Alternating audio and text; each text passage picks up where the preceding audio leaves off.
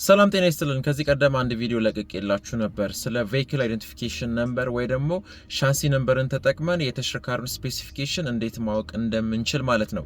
እዛ ላይ እንግዲህ ከ13000 በላይ ተመልካች አይቶታል። እዛ ላይ የተለያዩ ጥያቄዎች ተጠይቀዋል። የሱዙኪ የቼሪ አሪዞና የተለያዩ ተሽከርካሪዎች ስራለን የሚል ኮሜንት ሴክሽን ላይ ተቀምጧል።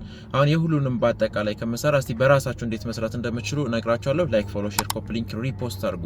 ባለፈው እንግዲህ ያሳያችሁ የቶዮታ ተሽከርካሪዎችን ቶዮ ዲአይዋይ በሚለው ዌብሳይት ላይ እንዴት ሰርች እንደምታረጉ ነው። በዛ ላይ እንግዲህ ራፍ4 ተሽከርካሪ ላይ እንዴት ማየት እንዳለብን አይተናል። ይህ ቶዮ ዲአይዋይ የሚለው ዌብሳይት ላይ ሰርች ማድረግ የምንችለው የቶዮታ የሌክሰስ እና የሳዮን ተሽከርካሪዎች ናቸው። ሳዮን የሚባል ምናልባት በሀገራችን ላይ ላታዩት ትችላላችሁ። በሰሜን አሜሪካና በአውሮፓ ላይ የሚንቀሳቀሱ ተሽከርካሪዎች ናቸው። እነዚህን ተሽከርካሪዎች ቶዮ ዲአይዋይ ላይ ቼክ ማድረግ እንችላለን። ሌሎች ተሽከርካሪዎች ግን ሲሆኑ የተለያዩ ዌብሳይቶች አሉ። ለምሳሌ ቪአይኤን ዲኮደር ዜድ የሚባል አለ፣ ጄዲ ፓወር ቪአይኤን ሉክአፕ የሚባል አለ፣ አውቶ ዲኤንኤ የሚባል አለ፣ ካር ቨርቲካል የሚባል አለ፣ ፕሮ ቪአይኤን ቼክ የሚባሉ አሉ ማለት ነው።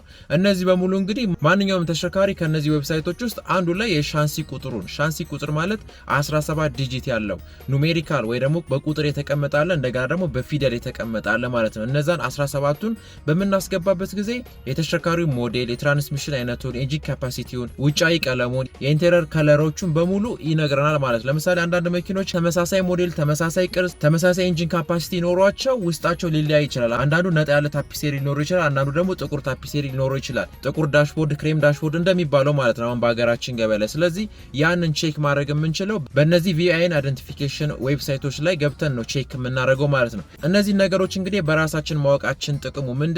ተሽከርካሪው ለግብይት በምንፈልግበት ጊዜ መጀመሪያ ራሳችን የምንፈትሻቸው ነገሮች አሉ። ከዚህ በኋላ መለቅላችሁ ማለት ነው። የመጀመሪያው የለቀኩላችሁ በሻንሲ ነምበር እንዴት ማወቅ እንችላለን ነው። ይሄንን ካወቅን በኋላ የተሽከርካሪው ኢንጂን ካፓሲቲ ትክክል መሆኑን፣ ትራንስሚሽኑ ትክክል መሆኑን፣ ለምሳሌ አንዳንድ መኪኖች ማኑዋል መጥቶ ወደ አውቶማቲክ የተቀየሩ ሊኖሩ ይችላሉ። ነጭ መኪና የሆነ ሲልቨር ሆኖ ሊሆን ይችላል። እኔ ከዚህ በፊት ያጋጠመኝ ነው። አንድ ተሽከርካሪ ልናሄደን መኪናው ሲልቨር ነው የተቀባው፣ በጣም ነው የሚያምረው። ግን ልክ በዚህ ቶዮ ዲአይዋይ በሚለው ቼክ በማድረግበት ጊዜ ግን ቀለሙ ነጭ ነበረ ወደ ሲልቨር ቀይረውት ነው ማለት። ስለዚህ እንደዚህ አይነት ነገሮችን አይተን ሌሎች ፍተሻዎች እንድንሄድ ነው።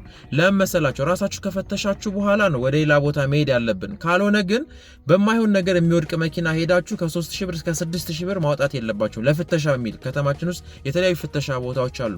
ያ እንዳይሆን ነው እኛ አስቀድመን ምን ማድረግ አለብን?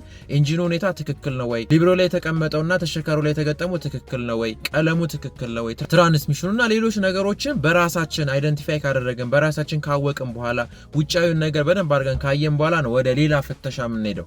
ሌላ ፍተሻ ላይ እንግዲህ የተለያዩ ውስጣዊ ነገሮችን እንዲያዩልን፣ ሞተር የተመታ ከሆነ የሻንሲ ቁጥር የተመታ ከሆነ ያንን እንዲለዩልን ነው የምናስፈትሸው ማለት ነው። ስለዚህ ይህንን ነገር ማወቃችን እጅግ በጣም ወሳኝ ነገር ነው። አንድ ሰው ተሽከርካሪ ከመግዛቱ በፊት እንደነዚህ አይነት ቀላል ነገሮችን በራሳችን መፈተሽ እንችላለን። እጃችን ላይ ባለው ስልክ ማለት ነው። እጃችን ላይ ባለው ስልክ የተሽከርካሪውን ሻንሲ ነበር አስገብተን ተሽከርካሪው ለየትኛው ወር ስንት ዓመተ ምህረት ላይ ተመረተ፣ ለየትኛው ማርኬት ተመረተ፣ አውቶማቲክ ነው ማኑዋል ነው፣ የኢንጂኑን ሲሲ ማወቅ እንችላለን፣ የቀለሙን ሁኔታ ማወቅ እንችላለን። ኤቭሪቲንግ ይነግረናል ማለት ነው። ከዛ በኋላ ነው ለሜካኒካል ፍተሻና ሌሎች ነገሮች እኛ ግብይት በምንፈጽምበት ጊዜ በቀላሉ ማግኘት የማንችለውን ነገር ባለሙያዎች እንዲያዩልን የምንወስደው ማለት ነው። ስለዚህ እንደዚህ ነገሮችን በማወቅ ራሳችን ካላስፈላጊ ወጪ መቆጠብ ያስፈልጋል። ይሄን ለማለት ነው። አዲስ ከሆናችሁ እንደተለመደው ፎሎ አርጉ፣ ኮፒ ሊንክ አርጉ፣ ሼር አርጉ፣ ሪፖስት አርጉ። እንደዚህ አይነት መረጃዎች በጣም ወሳኝ ናቸው። ስለዚህ ለጓደኞቻችሁ ሼር አርጉ፣ ሪፖስት አርጉት። ይመቻል።